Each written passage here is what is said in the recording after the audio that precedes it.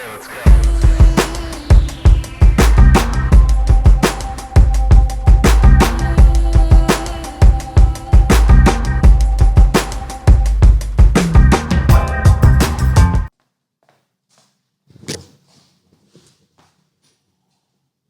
good. It's good. This walking's getting better and better each time. I've been walking for a long time. So, this one's about the home run theory. The home run theory. That's what I named it, the home run theory. I think the first time we ever talked, we were talking about how you went broke, had nothing, and you needed a home run, and you found it. And we were talking about something else. The missus is in the back, and she said, me, I'm the home run. That's what she said. Anyway. She was the home run, still is the home run. My first, my last home run. How were you able to get the home runs in between? I think belief.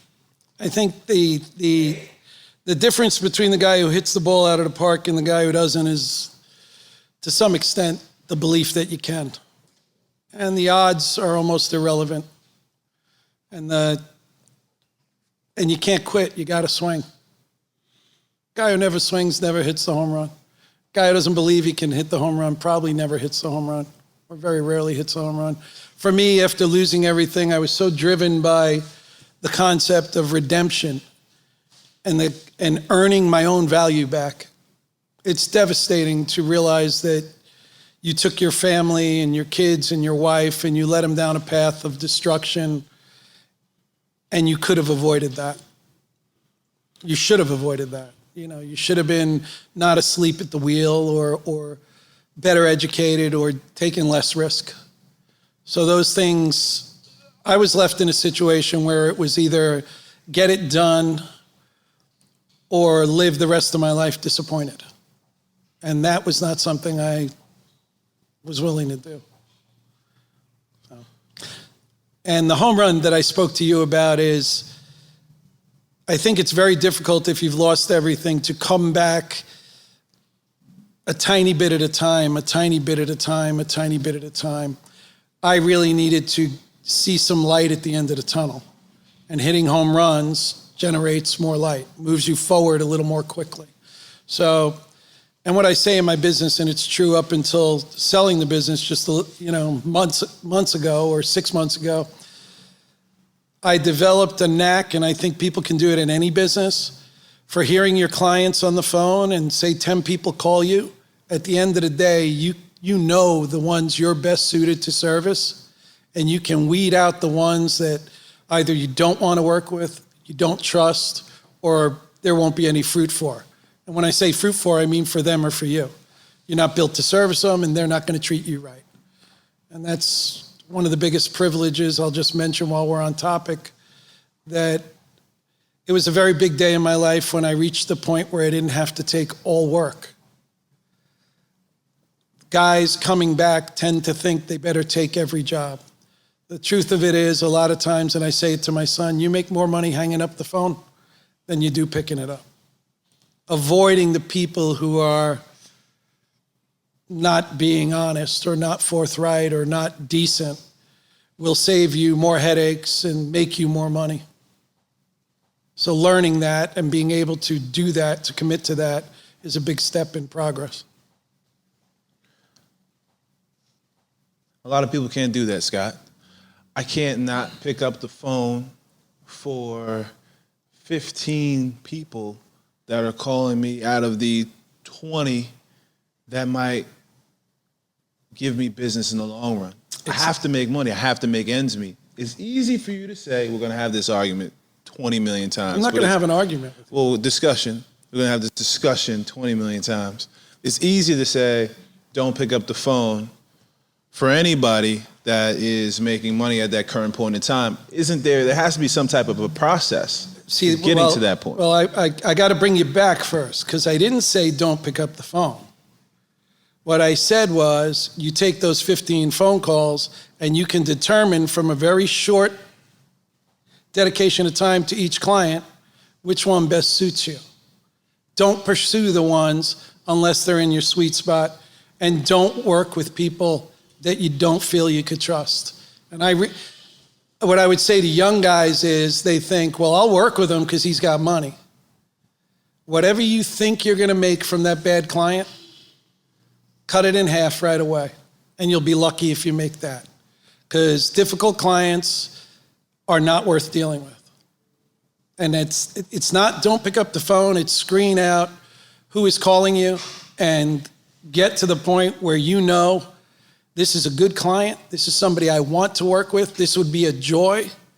People choose to make their own lives difficult by choosing battles over choosing a smooth path. And I'm guilty of that. I've done that in my early days. I think it's a process. I think we'll agree, but I think it takes people time to realize I'm wasting and exerting a lot of energy going after all of these potential clients rather than, well, I'm gonna get 2 big ones this year. They're gonna pay me X amount of dollars, and that's gonna double my profits, then just barely keep my head above water, scratching for 20 new clients. And I'm still upset and tired and just don't want to talk to anybody at the end of the day. I think that the result of how you address it, how you go into it, builds your rate of success. And in my own personal experience, when I was struggling, I continued to struggle. When I started to believe that there was something better for me than struggling, I'm going to say for a period of time of approximately 10 years. Every Monday, I woke up in the morning and said, God, just let me make payroll. Just let me have the money to pay my people. And you know, for those 10 years, what God did? He gave me just enough money to pay my people. That's what I got.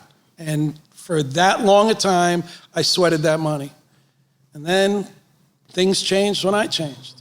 When I started asking for more, when I started waking up feeling like I deserved better, when I started believing, as I did when I was a child, that the world is in your corner.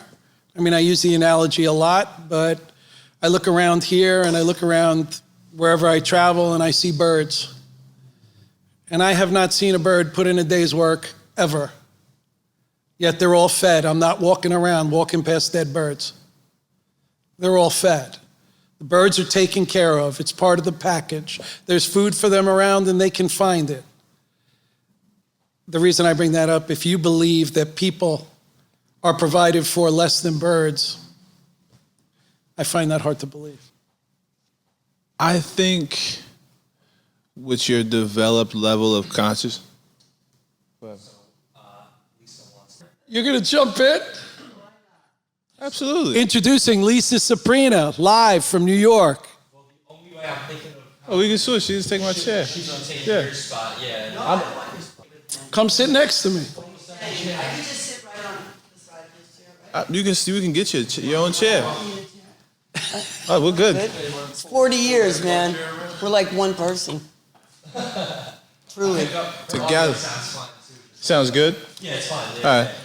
So when you develop a higher level of consciousness, it's easy for you to say some shit like that. So for someone else, they can be like, shut the fuck up. I'm out here trying to make $1, and you understand how you can put the same energy into making $10 as the same person trying to make that $1. It's very easy for you to say that, having studied and having went through these things already. And someone has to develop and go through things to develop that higher level of consciousness that you have and go through a process. And what that process is the struggle. That's where you get where we are. It's the hard things that make you the person he is today, the person I am today. It's not about, for me, doing the right thing. Well, hang on a second, because the reason that I'm doing the podcast is based on Joe Colarusso coming to me, Scott Schwartz coming to me, people coming to me and helping me and assisting me with their knowledge that I took and saved additional years of ass whipping by taking their knowledge. It's what I said to you when we were talking in private, that it's a crime in this life. Probably 90% of the issues I've had in life, my father had, and his father had. Why am I making the mistakes that my grandparents made? Why is no one imparting that until Joe Colarusso? But by the way, the truth is, the guy can say there and say, Scott's full of shit, he got lucky or whatever. He's going to miss the education. That's a choice. You can learn by experience, or you can learn by someone else's experience. You have to believe them and trust them. But in this podcast, I have zero motivation to lie to you. I have zero motivation to tell you an untruth. And that's how Joe Colarusso came to me, how Larry Feldman came, how all these people, how Lisa came to me. It's share the experience, learn from what you go through, but pass that on to people. That's what I want out of this. It's really what I want. I gave blood at times. I mean, when we first lost our home and went through that, I don't wish anybody that. I don't wish an enemy that. That's something you should never have to live through. By your logic, you're telling me that everybody who's watching this podcast who says it was easy for you needs to lose their home to get here, needs to go through hell to get. They just need to be open to it. And I understand, I'm a New Yorker, I understand being skeptical. I understand looking at it. I'm doing this, and does it feel to me like I could say something and somebody could say, wow, he's full of himself? Well, guess what? If you're lucky enough and fortunate enough to make it to my position and you want to help people, to some people, you're going to come off full of yourself. I'm not full of myself. I'm blessed. I've had a partner who supported me when I couldn't support myself. That also is unusual. I will grant you that. So then let me ask you something. Why is everybody on Tinder and everything else instead of looking for a partner? Why are they looking for something for tonight instead of something to make the rest of their life better, to sharing? I see a thing in younger people that concerns me, and almost they are with people, but they want to live two separate lives while they're with the people. They don't want to lose their independence. You can't be one and be independent. So if you ever want to be one, if you ever want to have a partner that you're attached to, and I don't care how it looks to, people from the outside, there is a wonderful thing that happens if you're extremely lucky or blessed when somebody teaches you how to love, and you can love yourself and you can love them and you can want more for them than you want for yourself. But being a skeptic is easy, and it's a good excuse not to take a leap and not to trust the unseen. Why do you think there are so many unhappy people? Because there are so many unhappy people. Because people are not real today. People are not authentic. Lisa, hold the mic a little closer to you. Sorry about that. I've been around a long time. I come from Jersey, the projects. I had 9 brothers and sisters, okay? So for me, living my lifestyle growing up, I learned through the process of bad choices. I don't believe in bad people. I believe that people make bad choices. Even people that do things that are violent, they're just screwed up because, like he said, his father, he made mistakes. His father didn't think they were mistakes. He learned them too. I learned a lot of things that were not good things to do when I was young. And as I got older and went through a process, I started to read. And then I believed in a higher power. Then I believed in God. Who's God? He's love. Who am I? I'm love. What am I supposed to do? Love Lisa. She is love. And I can love Lisa, then I can love Trevor. So that's Trevor's really hard to love, huh? I don't think so. And truly, when you do feel that way about yourself, I go outside, I love the flowers and the birds and the trees, and I just feel that way. And, judgment, I'm very hard on people, truly. I'm very, quick to, my energy is very, I'm right in on you. I'm usually boom, and it's frightening to some people. But I come from a place of love, not of judgment. This man, what he did, how he took care of things when things were I never ever not believed in him. Even when we struggled. When we had no money, had a dog sick. And we said, okay, do we feed the dog or do we do this? He never once stayed in bed. He never once complained. He got up every day and did what he had to do. And not many people can do that. A lot of people complain, oh, I don't have enough, it's not. He never did that. I trust him with every fiber of my being. So that's not easy to do as a human, because I believe, we all think we're just human people, but we're really spiritual people, spiritually inside. And that's what we've tapped into. We've tapped into the spiritual part of who we are, not what I look like, what I wear, what I drive, what people think of me. I don't care what you think of me. I know who I am. And that's the part when he says there's a knowing, when I get on the phone and I talk to somebody and I don't want to work with them, because he knows. Because he doesn't think with his head, he thinks with his heart. There's a difference. There's a clarity. You just know. That comes to you. You just say, I'm not going to do that. This is not the person. I don't want to deal with that.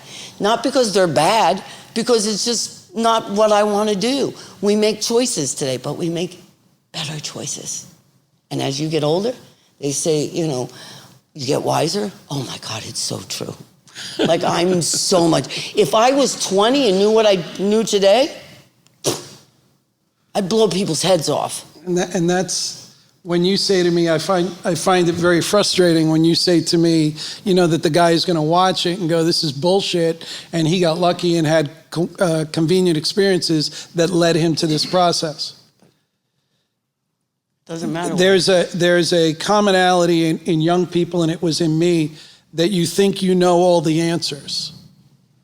Well, if you do, when you lie awake at night and wonder why you're not doing this, or why life isn't like this, or why it's not better, how come you're thinking that if you have all the answers? And when that light goes on, then you should say, let me look for people who want to share with me the ways, without getting my head bashed in, of learning.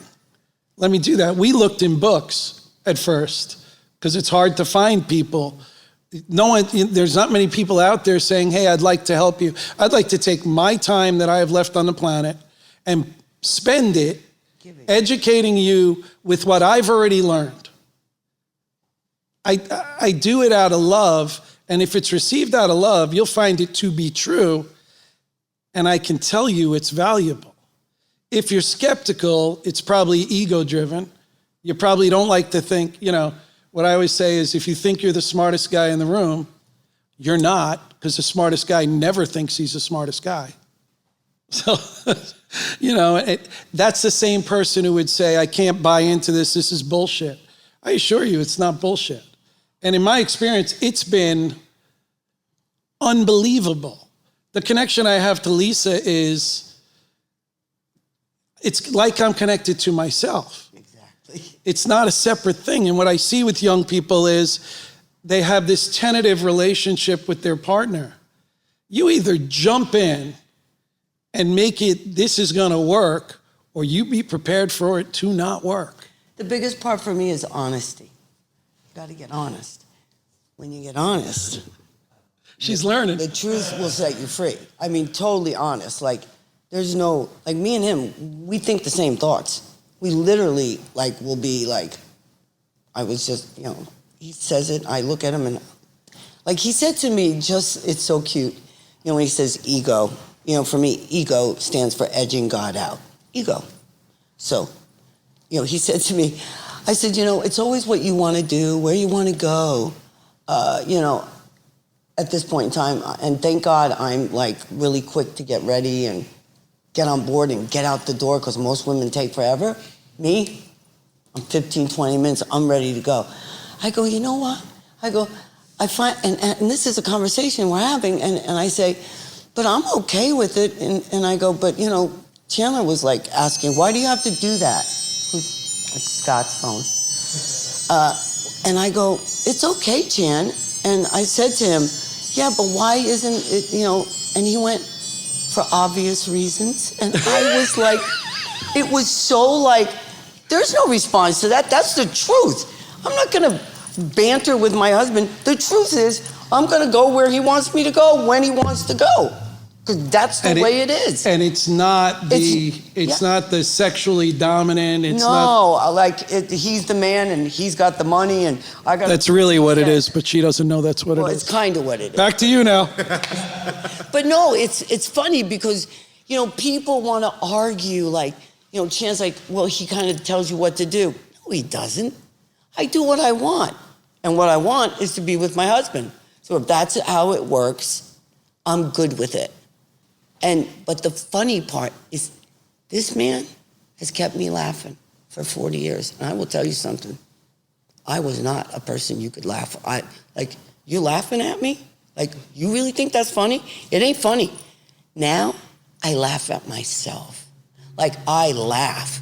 Like, the joy I get from him laughing, I'm like pretty, you're not gonna mess with me. I'm a tough chick. I was born in Jersey.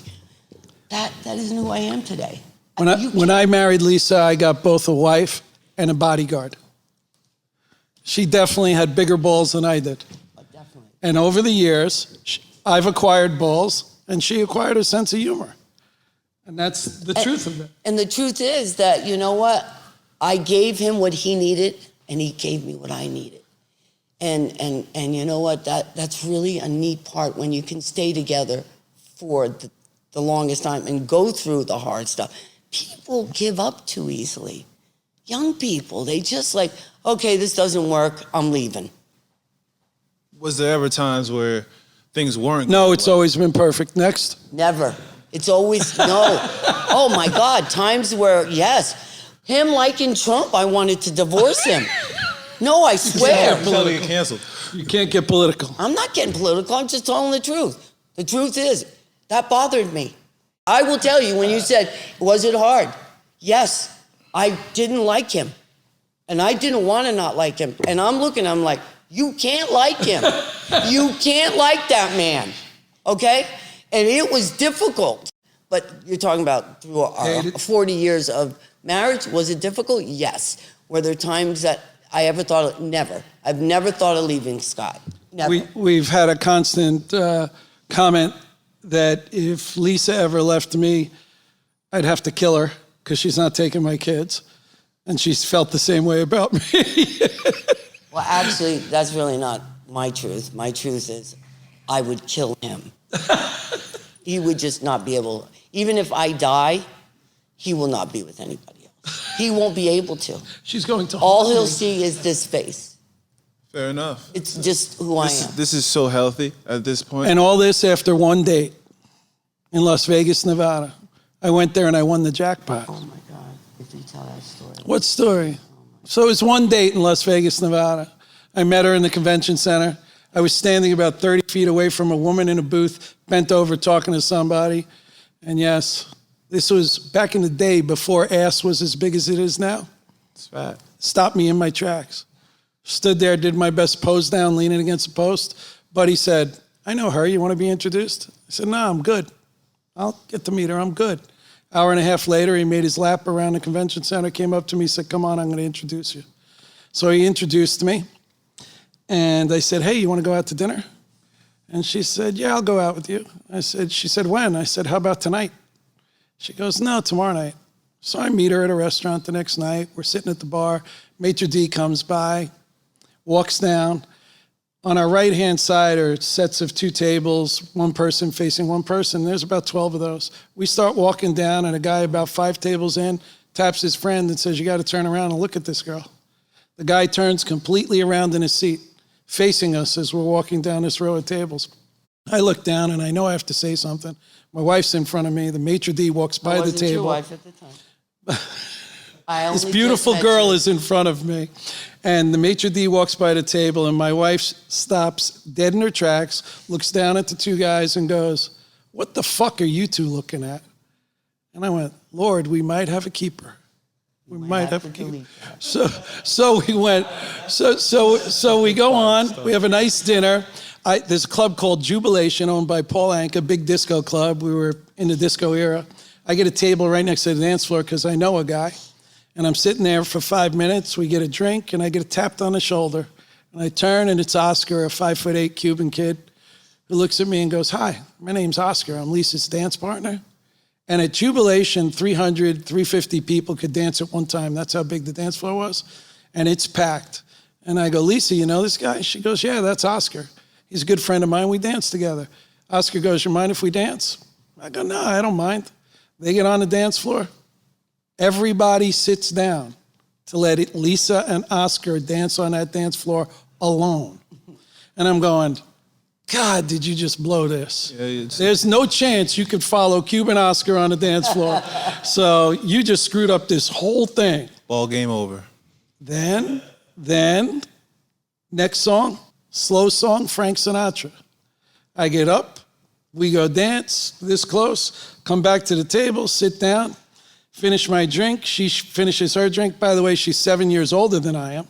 So I am in way over my head. I am hanging on by a thread, hoping for the best.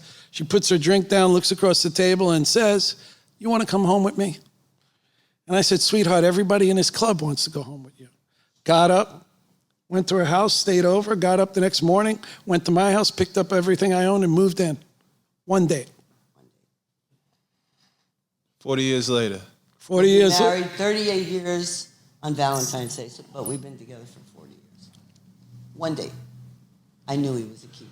You're a sick pup. Yeah. I'm what? You're a sick pup. Yep. One day. We had this discussion. I went all in on the love, all in, pushed my cards across the table, all my chips, and look what happened. Did you think this man was crazy as soon as you met him? She likes crazy. I like it, yeah.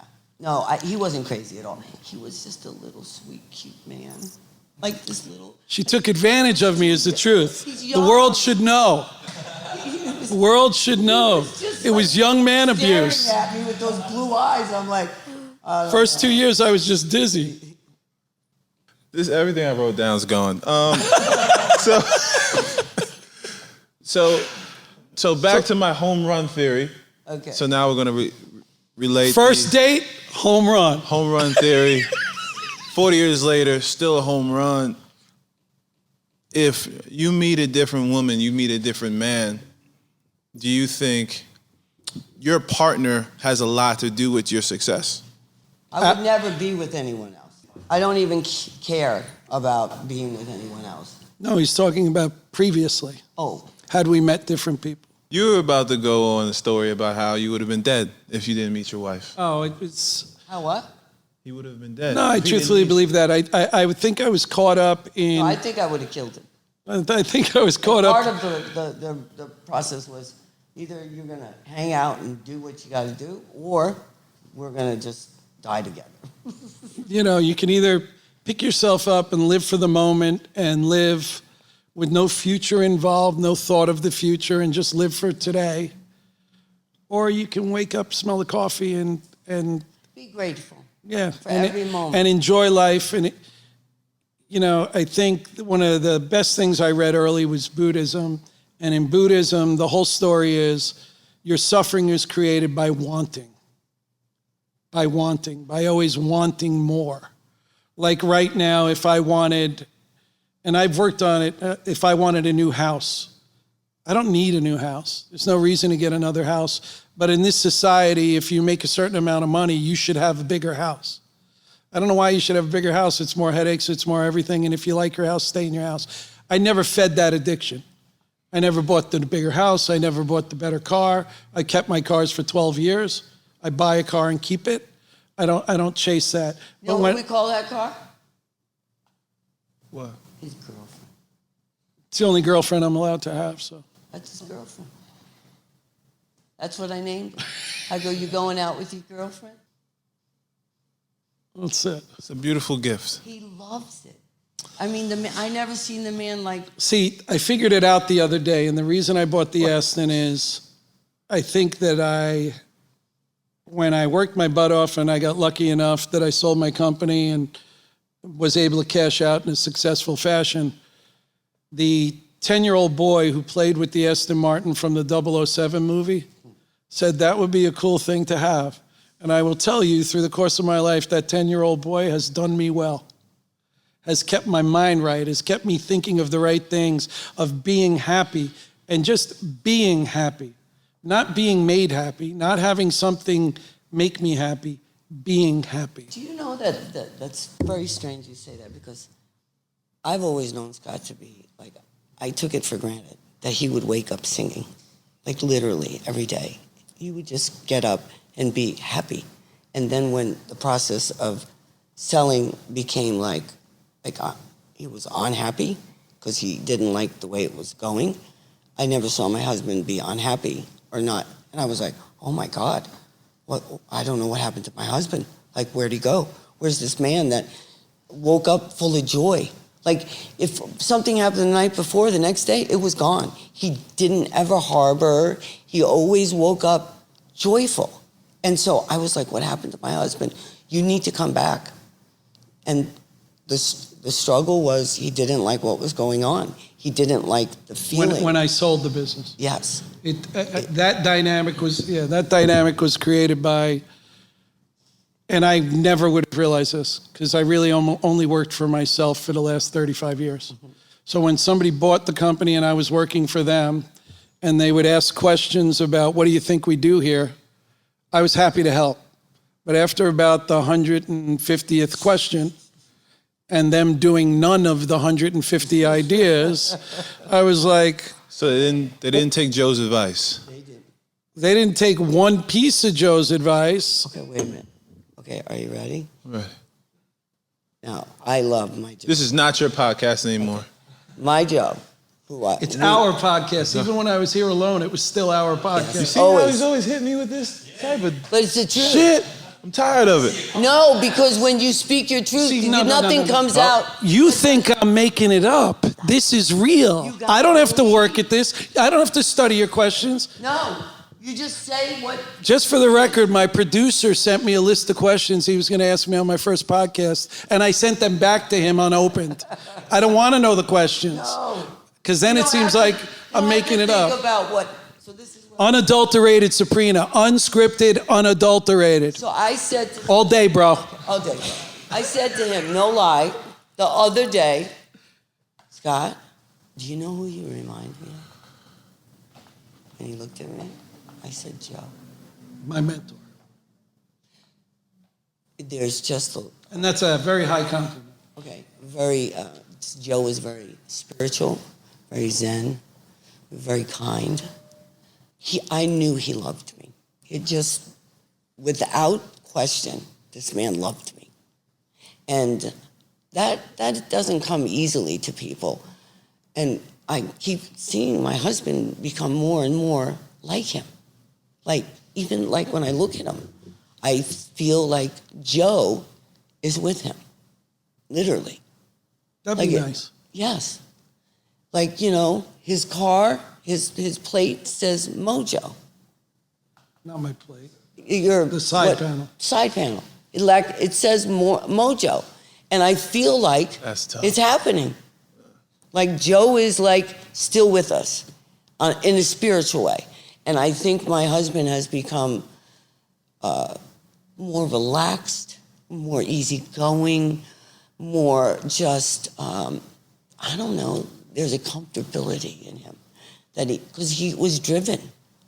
I mean, you know, for him to do what he did, he used to get up every day at 4 and work till 8, 9 at night. I mean, the man is, you know, almost possessed with achieving but not because that he wanted money. He just wanted to take care of his family, to live a good life. It was never about the money. This man gives away money like it's water. Like he just shares. He loves, he shares. And that's what's important in life. Not about taking, it's about giving. And he's a giver. You walk in and he'll just say, whatever, here. That's nice. And on that subject, I have yet to give away something that has not come back to me in multiples. And it's, it's amazing because everybody knows the scripture where that comes from. And I'm telling you, everything that I've done has only proved it to be true. Proved it to be true. And it, like you said, people will look at this and they will say, nope, the only way there is to claw your way up to the top. Why do you keep saying they? Who cares what they think? Only speak what you believe. And if they're Because open see to that it, man over there? We That's have the to create- devil's advocate. We have over there. to.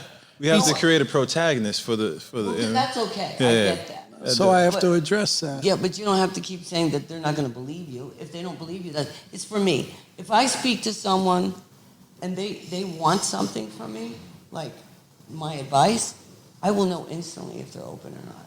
And I'm not wasting my time on Yeah, it. but I can't see anybody, so I don't know if they're open or not. So I'm taking the gamble that they are indeed open. Listen, you know what? I used to speak and I would say, hi, how the fuck are you? That's how we spoke in my house. F was like hello. How long did you grow up in Jersey for? I was born in East Orange, New Jersey, and I was there till I was 9, and then I moved to the seashore with my family, Sea Isle City in New Jersey. And then at 11, my father, who was just a painter, said, I'm going to go to Vegas, and I'm going to send for you.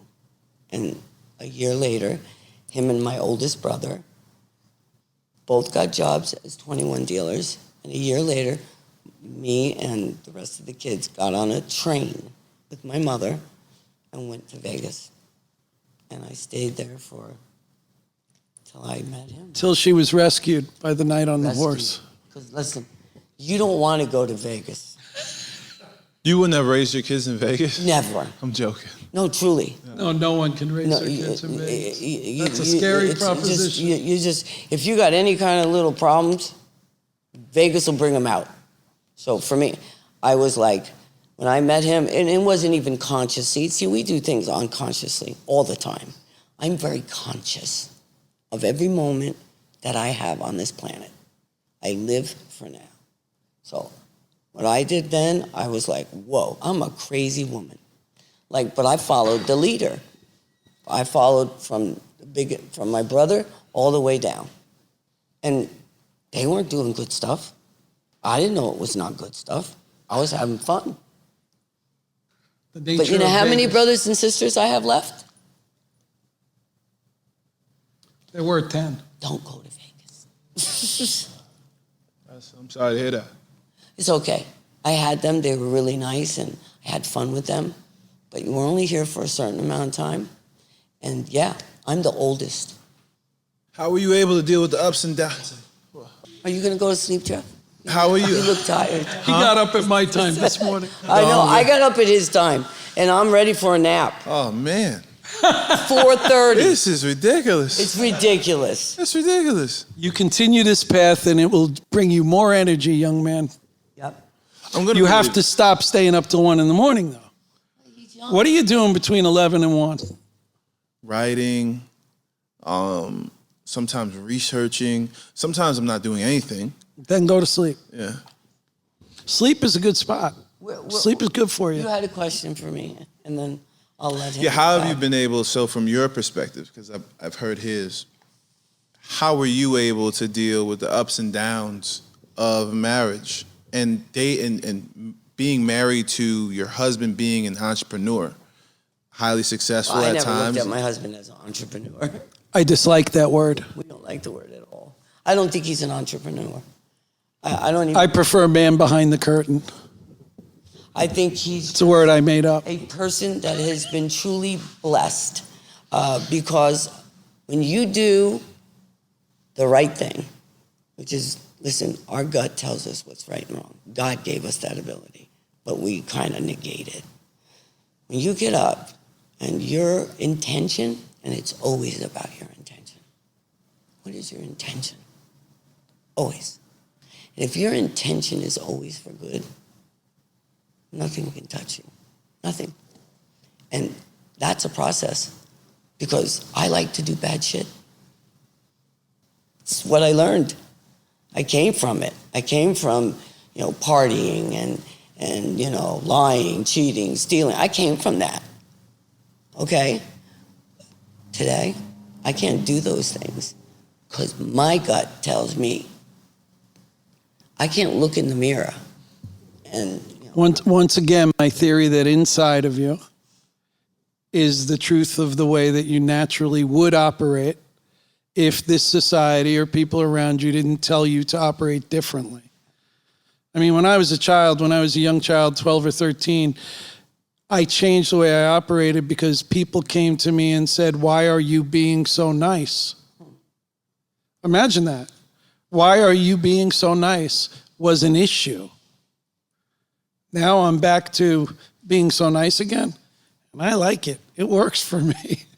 It's fun being nice, and I not don't think you were ever not nice. not having a horse in the race, not competing with you. I had somebody when I was in the closing parts of the business tell me that my competitor would give them a price of whatever. And I said, "I don't have any competition." I said, "You realize that to be a competitor, I have to voluntarily compete with you. It's a choice. If I'm not competing with you, we're not competitors. So I'm not competing with you. I'll just go on being me. You be you. And if you're in the same business, that's fine. It does not make you my competition." And that's something that this society breeds. Because you sell shoes and I sell shoes, we're competitors. I'm not your competitor.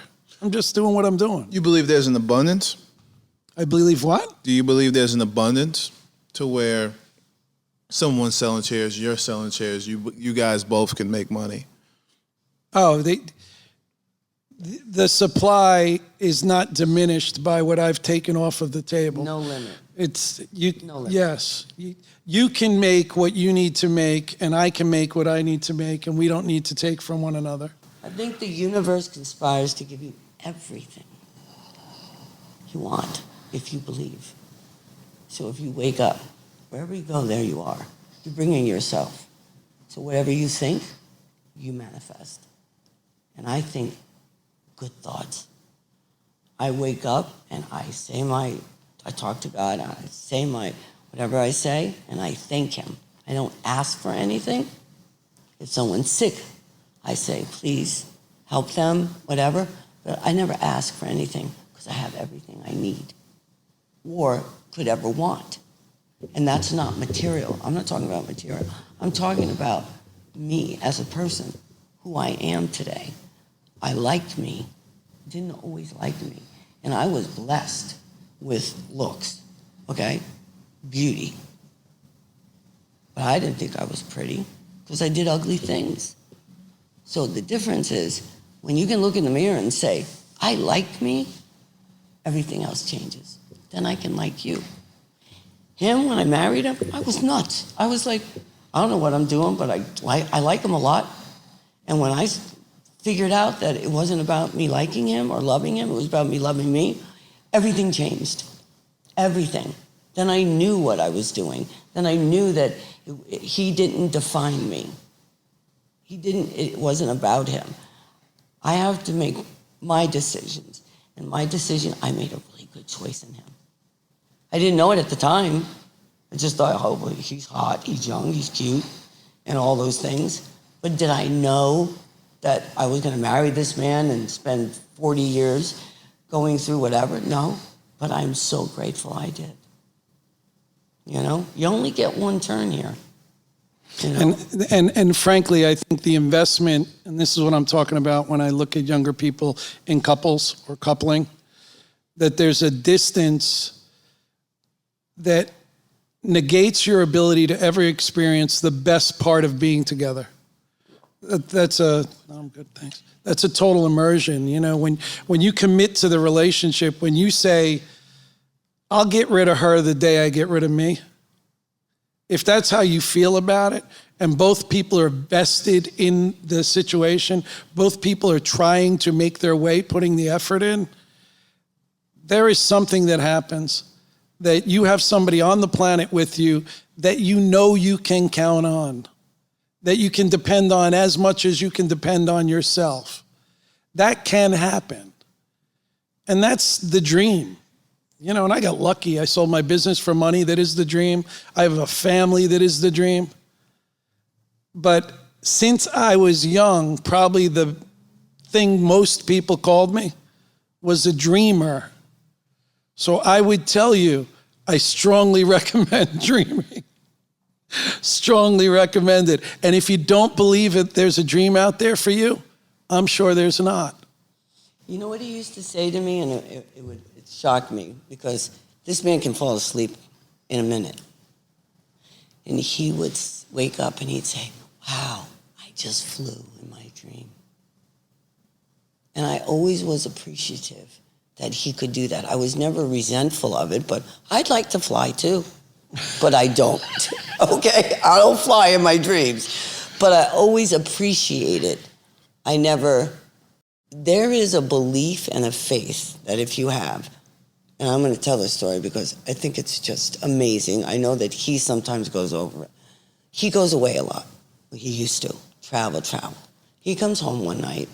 We have blackout drapes in our bedroom because he used to sleep longer, 6, 7, but and one night we're in bed and I'm asleep.